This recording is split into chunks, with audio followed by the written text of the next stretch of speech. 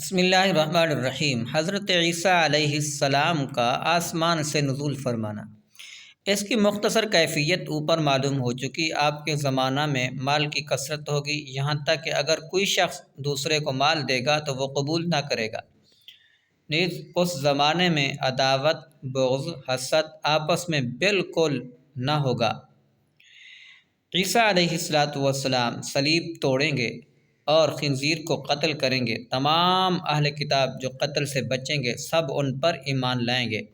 تمام جہان میں دین ایک دین اسلام ہوگا، مذہب ایک مذہب اہل سنت ہوگا۔ بچے سانپ سے کھیلیں گے، شیر اور بکری ایک ساتھ چریں گے، 40 برس تک اقامت فرمائیں گے، نکاح کریں گے، اولاد بھی ہوگی، بعد وفات روضہ انور میں دفن ہوں گے۔ حضرت امام مہدی رضی اللہ تعالی عنہ کا ظاہر ہونا۔ اس کا اجمالی واقعہ یہ ہے، دنیا میں جب سب جگہ کفر کا تسلط ہوگا اس وقت تمام ابدال بلکہ تمام اولیاء سب جگہ سے سمٹ کر حرمین شریفین کو ہجرت کر جائیں گے، صرف وہیں اسلام ہوگا اور ساری زمین کفرستان ہو جائے گی۔ رمضان شریف کا مہینہ ہوگا، ابدال طواف کعبہ میں مصروف ہوں گے اور حضرت امام مہدی بھی وہاں ہوں گے۔ اولیاء انہیں پہچانیں گے، ان سے درخواست بیعت کریں گے، وہ انکار کریں گے۔ دفعتاً غیب سے ایک آواز آئے گی، ھذا خلیفۃ اللہ المہدی فاسمعوا لہ واطیعوہ، یہ اللہ عز و جل کا خلیفہ مہدی ہے، اس کی بات سنو اور اس کا حکم مانو۔ تمام لوگ ان کے دست مبارک پر بیعت کریں گے، وہاں سے سب کو اپنے ہمراہ لے کر ملک شام کو تشریف لے جائیں گے۔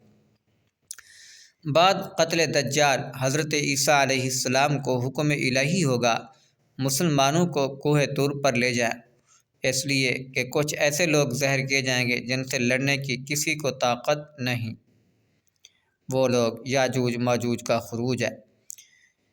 مسلمانوں کے کوہ طور پر جانے کے بعد یاجوج ماجوج ظاہر ہوں گے۔ یہ اس قدر کثیر ہوں گے کہ ان کی پہلی جماعت بحیرہ طبریہ پر، جس کا طول 10 میل ہوگا، جب گزرے گی اس کا پانی پی کر اس طرح سکھا دے گی کہ دوسری جماعت بعد والی جب آئے گی تو کہے گی یہاں کبھی پانی تھا۔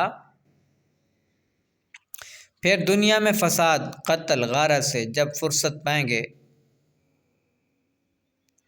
زمین والوں کو تو قتل کر لیا، اب آسمان والوں کو قتل کریں، یہ کہہ کر اپنے تیر آسمان کی طرف پھینکیں گے۔ خدا کی قدرت کہ ان کے تیر اوپر سے خون آلودہ گریں گے، یا اپنی انہی حرکتوں میں مشغول ہوں گے۔ وہاں پہاڑ پر حضرت عیسیٰ علیہ السلام وہاں اپنے ساتھیوں کے محصور ہوں گے، یہاں تک کہ ان کے نزدیک گائے کے سر کی وہ وقت ہوگی جو آج تمہارے نزدیک 100 اشرفیوں کی نہیں۔ اس وقت حضرت عیسیٰ علیہ السلام اپنے ہمراہیوں کے دعا فرمائیں گے، اللہ تعالیٰ ان کی گردنوں میں ایک قسم کے کیڑے پیدا کر دے گا، ایک دم میں وہ سب کے سب مر جائیں گے۔ ان کے مرنے کے بعد حضرت عیسیٰ علیہ السلام پہاڑ سے اتریں گے، دیکھیں گے تمام زمین ان کی لاشوں اور بدبو سے بھری پڑی ہے، ایک بالشت بھی زمین خالی نہیں۔ اس وقت حضرت عیسیٰ علیہ السلام ہمراہیوں کے پھر دعا کریں گے، اللہ تعالیٰ ایک قسم کے پرندے بھیجے گا، وہ ان کی لاشوں کو جہاں اللہ عز و جل چاہے گا پھینکیں گے، اور ان کے تیر کمان ترکش کو مسلمان 7 برس تک جلائیں گے۔ پھر اس کے بعد بارش ہوگی، زمین کو ہموار کر چھوڑے گی، اور زمین کو حکم ہوگا اپنے پھلوں کو اگا، اپنی برکتیں اگیل دے، آسمان کو حکم ہوگا اپنی برکتیں انڈیل دے۔ تو یہ حالت ہوگی، ایک انار کو ایک جماعت کھائے گی، اس کے چھلکے کے سائے میں 10 آدمی بیٹھیں گے، اور دودھ میں یہ برکت ہوگی، ایک اونٹنی کا دودھ جماعت کو کافی ہوگا، ایک گائے کا دودھ قبیلہ بھر کو، ایک بکری کا خاندان بھر کو کفایت کرے گا۔ دھواں ظاہر ہوگا، جیسے زمین سے آسمان تک اندھیرا ہو جائے گا۔ دابۃ الارض کا نکلنا، یہ ایک جانور ہے، اس کے ہاتھ میں عصائے موسیٰ اور انگشتری سلیمان علیہ السلام ہوگی۔ عصا سے ہر مسلمان کی پیشانی پر ایک نشان نورانی بنائے گا، اور انگشتری سے ہر کافر کی پیشانی پر ایک شخص یا دھبا۔ اس وقت تمام مسلم کافر اعلانیہ ظاہر ہوں گے، یہ علامت کبھی نہ بدلے گی۔ جو کافر ہے ہرگز ایمان نہ لائے گا، جو مسلمان ہے ہمیشہ ایمان پر قائم رہے گا۔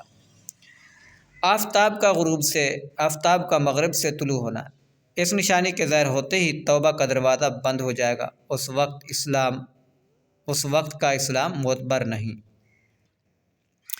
وفات سیدنا عیسیٰ علیہ السلام کے ایک زمانے کے بعد جب قیامت کو صرف 40 برس رہ جائیں گے، ایک خوشبودار ٹھنڈی ہوا چلے گی جو لوگوں کی بغلوں کے نیچے سے گزرے گی، جس کا اثر یہ ہوگا مسلمان کی روح قبض ہو جائے گی، کافر ہی کافر رہ جائیں گے، انہی پر قیامت قائم ہوگی۔ یہ چند نشانیاں بیان کی گئی ہیں، ان میں بعض واقع ہو چکی، کچھ باقی ہیں۔ جب نشانیاں پوری ہو لیں گی اور مسلمانوں کی بغلوں کے نیچے سے وہ خوشبودار ہوا گزر لے گی جس سے تمام مسلمانوں کی وفات ہو جائے گی، اس کے بعد پھر 40 برس کا زمانہ ایسا گزرے گا اس میں کسی کی اولاد نہ ہوگی، یعنی 40 برس سے کم عمر کا کوئی نہ رہے گا۔ دنیا میں کافر ہی کافر ہوں گے، اللہ کہنے والا کوئی نہ ہوگا، کوئی اپنی دیوار لیپتا ہوگا، کوئی کھانا کھاتا ہوگا، غرض لوگ اپنے اپنے کاموں میں مشغول ہوں گے۔ دفعتاً حضرت اسرافیل علیہ السلام کو سور پھونکنے کا حکم ہوگا۔